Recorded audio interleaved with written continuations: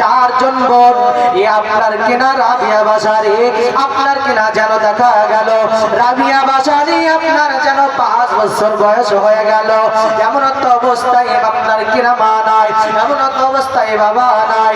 আপনার বাদশা নগরের আপনার যেন বদমাইশ মানুষেরা আপনার আল্লাহর ওলি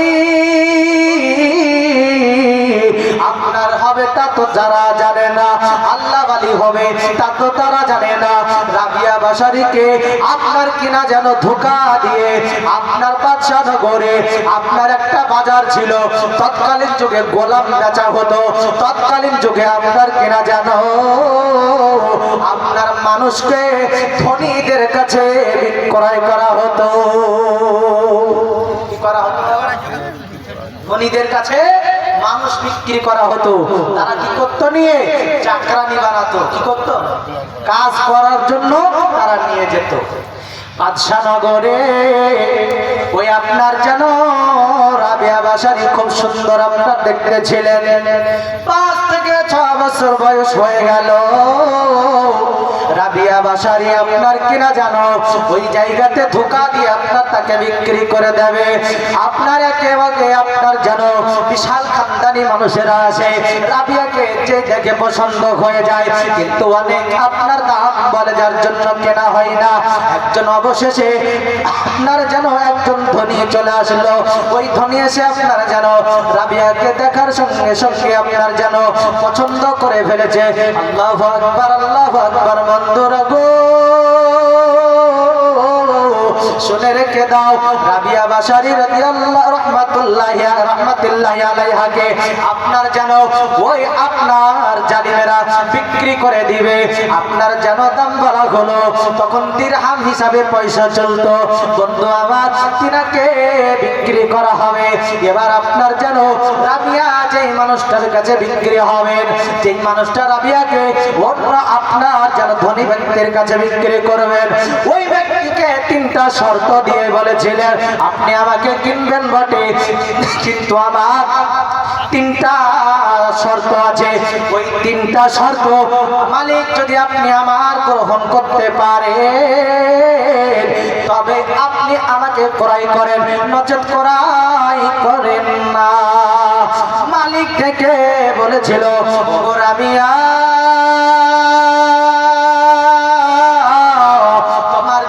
প্রশ্ন কি আছে বলো। রাবিয়া বলেছিলেন, শোনেন গো, ওগো আমার মালিক, আমার মনিব, শোনেন না, শোনেন না।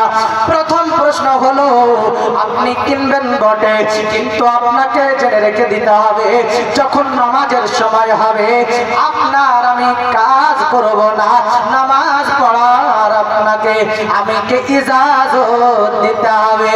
মহব্বতে বলি সুবহানাল্লাহ। কি দিতে হবে বাবা? কথা বলেন না কেন বা? কি দিতে হবে গো? ও রেজলা পাড়ার মুসলমান বাবা, খেয়ে আসেননি নাকি?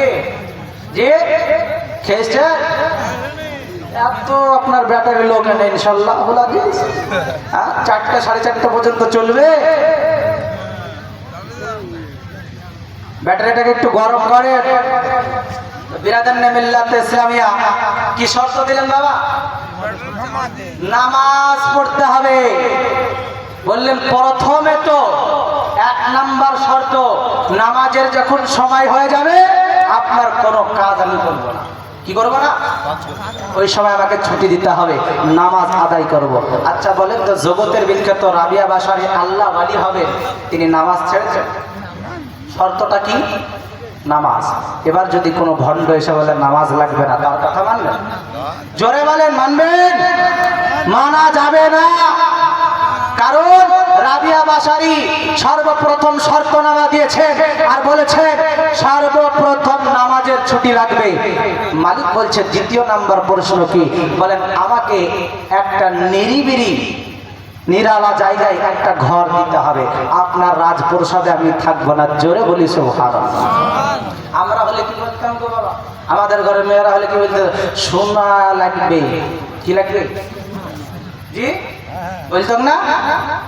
সুন্দর ঘর লাগবে, পোশাক লাগবে, ভালো খাবার দিতে হবে, ব্যাস। কিন্তু না, রাবিয়া বলছেন না, আমার ওসবের দরকার নাই। সর্বপ্রথম নামাজের ছুটি দিতে হবে, দ্বিতীয় নম্বরে আমাকে একটা আলাদা স্টার ঘর দিতে হবে, তৃতীয় নম্বরে রাত্রি যখন হয়ে যাবে যিনি আমাকে বানিয়েছেন তিনার জন্য আমাকে পুরো রাতটা দিতে হবে। জোরে বলেন সুবহানাল্লাহ। আর একটা মহাব্বতে হয়নি বাবা, জোরে সুবহানাল্লাহ। বন্ধু আমার, ও সোনা মানিকেরা, বাজানেরা, রেজলা পাড়ার মুসলমান, ও দরদিরা গো, শুনে রেখে দিন, জেনে রেখে দিন, রাবিয়া বাশারী রাহমাতুল্লাহি আলাইহা বলেছিলেন, এক নাম্বার শর্ত হলো নামাজের সময় হয়ে গেলে নামাজের সময়টা আমাকে ছুটি দিতে হবে। দুই নাম্বার হলো একটা আমাকে আলাদা ঘর দিতে হবে। তিন নাম্বার হলো রাত্রিটা আমাকে ছুটি দিতে হবে। যিনি আমাকে পালন কর্তা, যিনি আমার লালন কর্তা, যিনি আমাকে দুনিয়াতে ভূমিষ্ঠিত করিয়েছেন, সেই খোদা রব্বুল আলামিন আল্লাহ তাআলা, আল্লাহ পাকের জন্য রাত্রিটাকে আমি বিসর্জন করতে চাই। মালিক, আপনার কোন কাজ কর্ম ওই সময় করব না। জোরে হবে সুবহানাল্লাহ। বন্ধুরে, রাবিয়া বাশারীর শর্তে ওই আপনার মালিক আপনার রাজি হয়ে গেল। আপনার যখন রাজি হয়ে গেল, বাড়ি নিয়ে যাওয়া হলো। আপনার বাড়ি নিয়ে যাওয়ার পর একটা ঘর দেখানো হলো, সুন্দর ঘর। রাবিয়া বলতেছেন, না না না গো, আপনার সুন্দর ঘরে আমি থাকতে চাই না, আপনার রাজপ্রাসাদে আমি থাকতে চাই না। ওগো মালিক, শোনেন না, শোনেন না, আপনার যেন অন্ধকারের মতো, আমাকে একটা বন জঙ্গলের মতো, নোংরা আবর্জনা থাকার মতো একটা ঘর পছন্দ করব আমি। এইরকম আপনার ক্যাসলাময় একটা ঘর দেখান। তৎকালীন যুগে ও মালিকের আপনার যেন ভাঙা চোরা ফেলা একটা আপনার ঘর ছিল। ওই ঘরখানা রাবিয়ার পছন্দ হয়ে গেল। জোরে বলে সুবহানাল্লাহ। রাবিয়াকে ডাক দিয়ে মালিক বলেন, রাবিয়া রে, ওগো রাবিয়া, সুন্দর সুন্দর ঘর থাকার পরেও তুমি কেন এমন একটা ঘর পছন্দ করলা? বললেন, হুজুর, ওগো আমার মালিক, ওগো আমার মনিব, শোনেন না, শোনেন না, আমি সুন্দর ঘরে যদি থাকে আমার নফসে আমাকে যেন শান্তি করে ঘুম পাড়িয়ে দিবে। কষ্ট যদি মানুষের জীবনে না থাকে, খোদাকে ভুলে যাবে। খোদাকে যখন ভুলে যাবে, আমি আল্লাহ ওয়ালি হতে পারবো না। জোরে বলেন সুবহানাল্লাহ। বন্ধু আমার, ও রেজলা পাড়ার মুসলমান, দরদি মা জননীরা, শুনে নিন রাতের বেলা, মা গো, কেমন আপনাকে হওয়া দরকার, এ রাবিয়া বাশারীকে দেখে দরকার। আপনার এ রাবিয়া বাশারীর জীবন কাহিনী আপনার সংসারে লাগানো দরকার। মা জননীরা গো, শুনে রেখে দিন, জেনে রেখে দিন, রাতে রাবিয়া বাশারী ওই ঘরটা আপনার কিনা সুন্দর করে পরিষ্কার পরিচ্ছন্ন করলেন। আপনার যেন দেখা গেল রাত্রিবেলায় আপনার ওই ঘরে গুন গুন গুন করে আওয়াজ হয়। লাইটের কোনো ব্যবস্থা নাই, ওই রকম একটা ফাটা ফুটা আপনার ছিটা ফুটা ঘরে রাবিয়া বসবাস করে। জোরে বলি সুবহানাল্লাহ। এদিকে কোন প্রকারের আপনার যদি কোন প্রকারের ত্রুটি হয়ে যায় কাজকর্মে, মালিক আপনার চাবুকের আঘাত করতে থাকে। কিসের আঘাত? জি, কিসের আঘাত করতে থাকে বাবা? চাবুকের আঘাত করতে থাকে। তৎকালীন যুগের নিয়ম ছিল, ওই বাসারা বা বাদশাহ সেই নগরের যে চাকরকে বা গোলামকে মারবে, মারতে মারতে যতক্ষণ না সে জমিনে লুটিয়ে পড়বে ততক্ষণ চাবুকের আঘাত করতে থাকতো তারা। জোরে বলি আল্লাহু আকবার। কত আপনার অত্যাচার অন্যায় করতো তারা। শুধুমাত্র কি কারণ ছিল গো? নামাজকে কায়েম করার জন্য। জি, তাই তো নাকি? দিন ইসলামকে প্রচার ও প্রসার করার জন্য। বিরাদার মিল্লাত ইসলামিয়া ভালো লাগছে না? জি, বক্তা ডেকে নিল নাকি?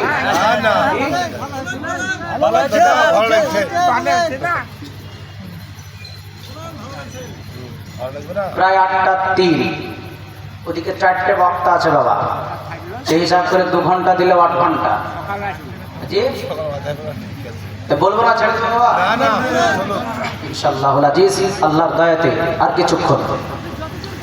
তো বিরাদান মিল্লাত ইসলামিয়া আমাদের এমন রাবিয়া আল্লাহ ওয়ালি, তিনি ওই ছেটা ফোটা ঘর পছন্দ করে সেখানে ইবাদত করে, মালিক কিন্তু জানে না বাবা।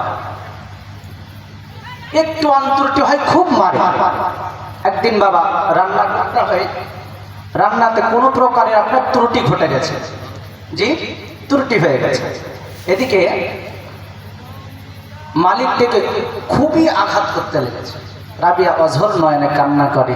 রাবিয়ার সেই দিন নিয়াত যে তিনি দাঁড়িয়ে দাঁড়িয়ে আল্লাহর জন্য সারা রাত্রি ইবাদতের মধ্যে কাটাবেন। জোরে বলি সুবহানাল্লাহ। রাবিয়ার চোখে আপনার পানি চলে এলো।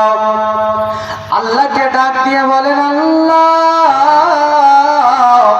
আমি নিয়াত করেছিলাম যেন আপনার দরবারে আজকে রাত্রিটাকে আমি রাবিয়া দাঁড়িয়ে দাঁড়িয়ে আপনার যেন ইবাদত করে অতিবাহিত করব।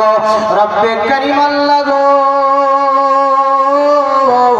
কিন্তু আমার মালিক এত নিষ্ঠুর, এত জালিম, একটু অত্রুটি হওয়ার কারণে আমি রাবিয়াকে এত আঘাত করেছে, এত মার মেরেছে গো মালিক আমার। ও গো আমার আল্লাহ, আমি আপনার দরবারে আজকে রাত্রিটাকে দাঁড়িয়ে দাঁড়িয়ে ইবাদত করতে পারবো না। মাবুদ গো, আপনি বেদবি নিয়েন না, আমি রাবিয়া আপনার দরবারে দাঁড়াতে পারলাম না। আল্লাহকে ডাক দিয়ে দিয়ে হযরতে রাবিয়া বাশারী বলেছিলেন, আল্লাহ আপনি আমাকে ধৈর্য দিন, আমাকে ধৈর্য ধারণ করার তৌফিক দিন আল্লাহ, আমি যেন আপনার ইবাদত আজকে রাত্রিটাকে বসে বসে গোটা রাত্রি অতিবাহিত করতে পারি। জোরে বলি সুবহানাল্লাহ। ও বন্ধু আমার, এদিকে আপনার দৈনন্দিন রাবিয়া বাশারী রাহমাতুল্লাহি আলাইহা এদিকে একদিন দুই দিন করতে করতে অনেক দিন কেটে গেল। বাদশাহ নগরে ওই মালিক ওই মনিবের আপনার কাজকর্ম করেন। আল্লাহ তাআলা আল্লাহ পাকের বান্দে রাবিয়া আপনার যেন আল্লাহর ধ্যানে মগ্ন হতেই যায়। নামাজের টাইমে নামাজ পড়ে, কাজ করে, আবার আপনার রাত্রিবেলাতে রাত্রি জেগে জেগে আপনার খোদার জন্য বিলিয়ে দেয়। জোরে বলি সুবহানাল্লাহ। ও বন্ধু আমার, সোনা মানে কাব্বা জানেরা গো, ও গো আমার মা জননীরা, রাবিয়া বাশারী রাহমাতুল্লাহি আলাইহা জীবনে আপনার সংসারে লাগান, সংসার উন্নতি হবে গ্যারান্টি। কারণ তিনার মতো করে চলতে পারলে স্বামী রাজি হয়ে যাবে, আল্লাহ রাজি হয়ে যাবে, নবী রাজি হয়ে যাবে। আর এই তিনটি জিনিসকে যে রাজি করতে পারবে, ওই মহিলাকে জান্নাতে যাওয়া থেকে কোনো মানুষ আপনার রুখতে পারবে না। জোরে হবে সুবহানাল্লাহ। তাই তো কবি বলেন, বন্ধুর প্রেমে বন্ধু যারা পাগল হয় তাদের আর কিছুর দরকার হয় না। রাবিয়া খোদার প্রেমে পাগল হয়ে গেছে, রাবিয়ার আর কারো দরকার নাই। জোরে বলি সুবহানাল্লাহ। তাই তো কবি বলে, বন্ধুর প্রেমে কি আনন্দ, ঠিক কিনা? যে যার বন্ধু সেই বুঝে বাবা, যে যার প্রেমিকা সেই বুঝে বাবা, যে যার প্রেমিক সেই বুঝে বাবা। তাই তো কবি বলতেছেন, বন্ধুর প্রেমে কি আনন্দ, বন্ধুর প্রেমে কি আনন্দ, সবাই জানে না প্রেম বিনে প্রাণ বন্ধুরে দেখা পাবে না। জোরে বলে সুবহানাল্লাহ। আর একটু জোরে নবীকে মহব্বত করে হাত উঠিয়ে মহব্বত করে বলি, ইয়া রাসূলুল্লাহ। আর একটু মহব্বতে, ইয়া রাসূলুল্লাহ। নবী গো, যারা হাত তোলন করেছে, ওই হাত তোলার কারণে আপনি কবুল করে নিয়ে সুপারিশকারী আমাদের জন্য হয়ে যান। সকলে বলি আল্লাহুম্মা আমিন। ও বন্ধু আমার, তাই তো কবি বলেন, বন্ধুর প্রেমে কি আনন্দ, বন্ধুর প্রেমে কি আনন্দ, সবাই জানে না প্রেম বিনে প্রাণ বন্ধুরে দেখা পাবে না। জোরে হবে সুবহানাল্লাহ। হযরতে ইব্রাহিম নবী পয়গম্বর ছিলেন, ইব্রাহিম নবী পয়গম্বর ছিলেন, বেটাকে কুরবানি দিলেন। এ তো কুরবান নাই রে, এ তো কুরবান নাই রে, এ তো প্রেমের ছলনা, প্রেম বিনে প্রাণ বন্ধুরে দেখা পাবে না। বন্ধুর প্রেমে কি আনন্দ, বন্ধুর প্রেমে কি আনন্দ সবাই জানে না, প্রেম বিনে প্রাণ বন্ধুরে দেখা পাবে না। শেষ চন্দ্রে কবি কি বলতেছেন, জোরে বলি সুবহানাল্লাহ, আর মহব্বতে সুবহানাল্লাহ। শেষ চন্দ্রে কবি বলতেছেন, ওগো মুসা নবী পয়গম্বর ছিলেন, তোর পাহাড়ে নূর দেখিলেন। জোরে আর একটু জোরে মহব্বতে, ওগো মুসা নবী পয়গম্বর ছিলেন, তোর পাহাড়ে নূর দেখিলেন। খোদার নূরে পাহাড় জ্বলে, খোদার নূরে পাহাড় জ্বলে, মুসা জ্বলে না, প্রেম বিনে প্রাণ বন্ধুরে দেখা পাবে না। ও বন্ধু আমার সোনামানিকেরা, বাজারের আগো ওদিকে আপনার যেন রাবিয়া বাসারে আল্লাহ তাআলা আল্লাহ পাকের ইবাদতে মগ্ন হয়ে গেল, ওদিকে আল্লাহ তাআলা আল্লাহ পাকের নৈকট্য লাভের জন্য আপনার যেন আপনার কিনা যেন আপনার মগ্ন হয়ে গেল।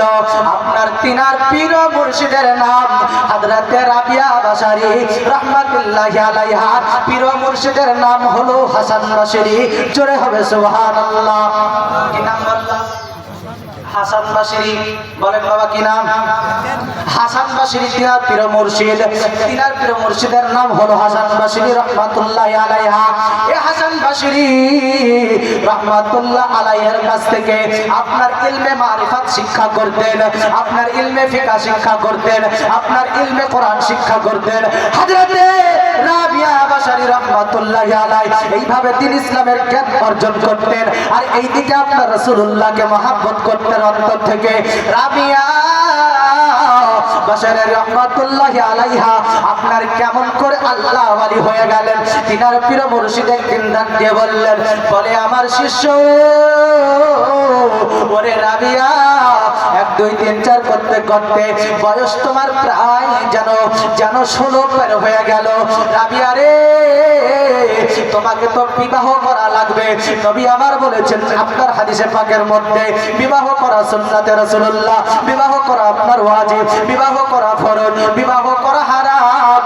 নবী আমার বললেন যেন, ও আমার রাবিয়া, তোমার বিবাহ করা প্রয়োজন হয়ে গেছে, রাবিয়া তোমাকে বিবাহ করতে হবে। রাবিয়া ডাক দিয়ে বললেন, হুজুর, ওগো আমার হুজুর। আপনার রাবিয়া বলেছিলেন, হুজুর ওগো আমার পীর মুর্শিদ, শুনে রেখে দিন, জেনে রেখে দিন, আপনি যদি 3টি প্রশ্নের উত্তর দিতে পারেন, ওই 3টি প্রশ্নের উত্তর দিয়ে দিলে আমি রাবিয়া বিবাহ করার জন্য রাজি হয়ে যাব। জোরে হবে সুবহানাল্লাহ। কয়টা প্রশ্ন? জোরে বলি কয়টা? 3টা প্রশ্নের উত্তর আপনি যদি আমাকে দিতে পারেন, তাহলে আমি বিবাহ করার জন্য রাজি হব। তিনি কাকে জিজ্ঞাসা করছেন? তিনার শিক্ষক পীর মুর্শিদকে। রাবিয়া বলছেন, হুজুর বলেন, আমি যখন মারা যাব ইমানদার হয়ে মারা যাব না বেঈমান হয়ে? জোরে বলে সুবহানাল্লাহ। কি জিজ্ঞাসা করলেন বাবা? জি, ইমানদার হয়ে যাব না বেঈমান হয়ে মারা যাব? ইমানদার হয়ে যাব না বেঈমান হয়ে যাব? তিনার পীর মুর্শিদ বললেন, না না না, এ কথা তো বলা যাবে না। কারণ কে? আল্লাহ রাসূল বলেছেন, মৌতের আগে পর্যন্ত সে যদি কলেমা পড়ে নেয় আর তার ঈমানটা যদি আমি রাসূলের প্রতি মজবুত থাকে, সে যদি খোদা ওয়ালা হয়ে যায়, অবশ্যই সে জান্নাত। আবার ঈমান নেই থাকার সারা জীবন নামাজ রোজা হলো, কিন্তু মরার সময় হয়তো তার ঈমানটা পার হয়ে গেল। এই কথার উত্তর দেওয়া হাসান বসরি রহমাতুল্লাহি আলাইহি বলতেন। দ্বিতীয় প্রশ্ন কি, হুজুর যখন মুনকার নাকির এসে সওয়াল ও জবাব করবে, প্রশ্ন করবে, তখন কি আমার সেই প্রশ্ন তাদের প্রশ্ন উত্তরকে আমি দিতে পারবো? বলেছিলেন এই কথা বলা যাবে না। কাকে জিজ্ঞাসা করছেন বাবা? কথা বলেন না কেন? তিনার পীর মুর্শিদকে হাসান বসরি রহমাতুল্লাহি আলাইহা, এই হাসান বসরি রহমাতুল্লাহ আলাইহাকে জিজ্ঞাসা করছেন। কে? রাবিয়া বাসারী রাদিয়াল্লাহু তাআলা আনহা। তিনি জিজ্ঞাসা করলেন। দ্বিতীয় নাম্বার প্রশ্ন কি, হুজুর যখন হাসরে ময়দানে কায়েম হবে, রোজ হাসর হবে, সেই দিনকে আমি জান্নাতীদের কাতারে দাঁড়াবো না জাহান্নামীদের কাতারে দাঁড়াবো? জোরে বলি সুবহানাল্লাহ। বলা যাবে না। হুজুর তিনটা প্রশ্ন করলাম, আমি মারা যাব তখন ইমানদার হয়ে যাব না বেঈমান হয়ে মারা যাব? বলতে পারলেন না। দ্বিতীয় প্রশ্ন করলাম, হুজুর মুনকার নাকির এসে যখন প্রশ্ন করবে, এই প্রশ্নের উত্তরকে আমি দিতে পারবো কি পারবো না? হুজুর উত্তর দিলেন না। তৃতীয় নাম্বার প্রশ্ন করলাম, হুজুর আমি যখন ইন্তেকাল করে দুনিয়া থেকে বিদায় নিয়ে চলে যাব, হাসরের ময়দান কায়েম হয়ে যাবে, ওই সময় হুজুর গো আমায় কি জান্নাতীদের কাতারে দাঁড়াবো না জাহান্নামীদের কাতারে দাঁড়াবো? বলতে পারলেন না। হুজুর তিনটা প্রশ্নের কোনো গ্যারান্টি নাই জান্নাতের, তবে যদি আমি দুনিয়াতে বিবাহ করে নিই, আমার অন্তরের মহাব্বতটা আমার স্বামীকে দিতে হবে, আমার খোদার জন্য হবে না। আমার স্বামীকে টাইম দিতে হবে, খোদার জন্য ইবাদত করতে পারবো না। নচেত হুজুর আমি রাবিয়া বাসারী